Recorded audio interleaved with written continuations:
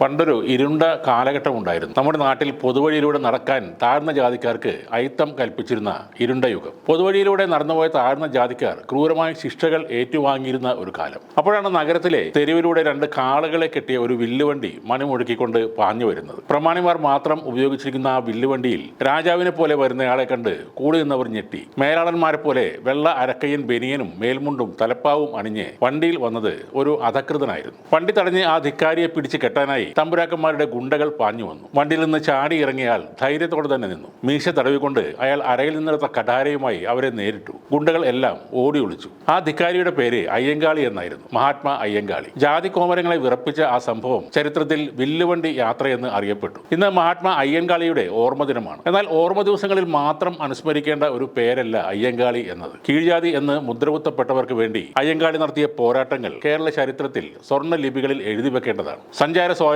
വിദ്യാഭ്യാസ അവകാശം, ചന്തകളിൽ പ്രവേശിക്കാനുള്ള അവകാശം, വസ്ത്രധാരണത്തിനുള്ള സ്വാതന്ത്ര്യം, സംഘടിക്കാനുള്ള സ്വാതന്ത്ര്യം തുടങ്ങി മനുഷ്യന്റെ ഏറ്റവും അടിസ്ഥാനപരമായ അവകാശങ്ങൾക്ക് വേണ്ടിയായിരുന്നു അയ്യങ്കാളിയുടെ പോരാട്ടങ്ങൾ. ദിവാന്റെ വസ്ത്രധാരണത്തിന് സമാനമായ രീതിയിൽ വസ്ത്രം ധരിച്ചും തലപ്പാവ് കെട്ടിയും കാതിൽ കടുക്കൻ ഉപയോഗിച്ചും അന്നത്തെ പൊതുബോധങ്ങളെയും ഭരണകൂടത്തെയും അദ്ദേഹം വെല്ലുവിളിച്ചു. അർഹതപ്പെട്ട അവകാശങ്ങൾ നിഷേധിച്ചാൽ അത് പിടിച്ചു വാങ്ങണമെന്നും അതിക്രമങ്ങളോട് ശക്തമായി തിരിച്ചടിക്കണമെന്നുമുള്ള തിരിച്ചറിവ് മാറ്റി നിർത്തപ്പെട്ട ജനങ്ങളിലേക്ക് എത്തിക്കാൻ അയ്യങ്കാളിയുടെ സമരങ്ങൾ വലിയ പങ്ക് വഹിച്ചിട്ടുണ്ട്. അധസ്ഥിത സ്ത്രീകൾക്ക് മാറുമറക്കാൻ പോലും അവകാശമില്ലാതിരുന്ന ഒരു കാലമുണ്ടായിരുന്നു. മേലാളന്മാരുടെ തുറിച്ചുനോട്ടങ്ങളിൽ നിന്ന് രക്ഷപ്പെടാൻ കൈകൾ കൊണ്ട് മാറിടം പൊത്തിപ്പിടിച്ചെന്ന കുറ്റത്തിന് കീഴാള സ്ത്രീകളുടെ മുലയറുത്തുകൊണ്ട് സവർണവർഗം മേൽക്കോയ്മ പ്രകടിപ്പിച്ചിരുന്നു. അവിടെയാണ് മഹാത്മാ അയ്യങ്കാളി എന്ന മനുഷ്യൻ ശബ്ദമില്ലാത്ത ജനതയുടെ നാവായി മാറിയത്. വോയിസ് ഓഫ് വോയിസ്ലെസ് എന്ന പാട്ടിലൂടെ വേടൻ എന്ന റാപ്പർ ഉയർത്തിപ്പിടിക്കുന്നതും അയ്യങ്കാളിയുടെ പോരാട്ട ചരിത്രത്തെയാണ്. എന്റെ തലപ്പാവിനെന്ത് തിളക്കം എന്ന് വേടൻ ഉച്ചത്തിൽ പാടുമ്പോൾ അത് മഹാത്മാ അയ്യങ്കാളിക്കുള്ള പുതിയ തലമുറയുടെ ആദരവാണ്.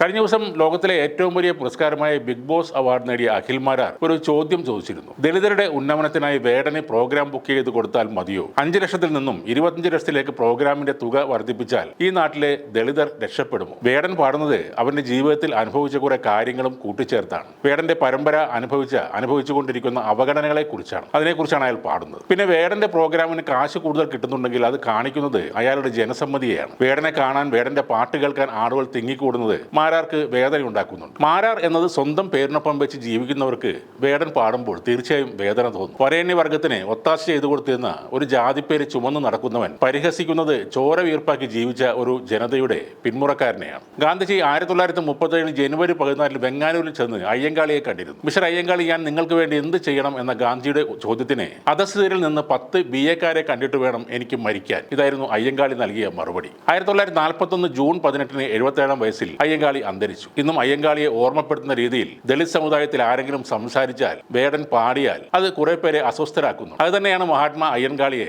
അനശ്വരനാക്കുന്നത്. ലോകാവസാനം വരെ കേരളത്തിലെ മതേതര ചിന്തകരുടെ മനസ്സിൽ അയ്യങ്കാളി എന്ന പേര് മങ്ങാതെ തന്നെ നിലകൊള്ളും.